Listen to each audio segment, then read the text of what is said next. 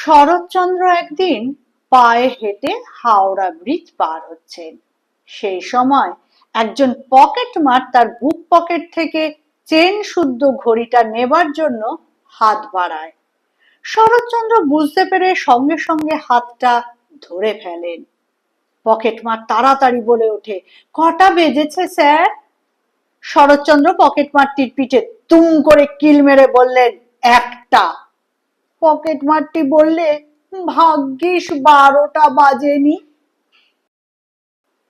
শরৎচন্দ্র একদিন পায়ে হেঁটে হাওড়া ব্রিজ পার হচ্ছেন।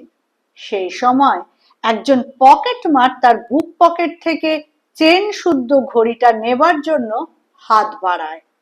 শরৎচন্দ্র বুঝতে পেরে সঙ্গে সঙ্গে হাতটা ধরে ফেলেন। পকেটমার তাড়াতাড়ি বলে ওঠে, কটা বেজেছে স্যার? শরৎচন্দ্র পকেটমারটির পিঠে তুম করে কিল মেরে বললেন, একটা। পকেটমারটি বললে, ভাগ্যিস 12টা বাজেনি।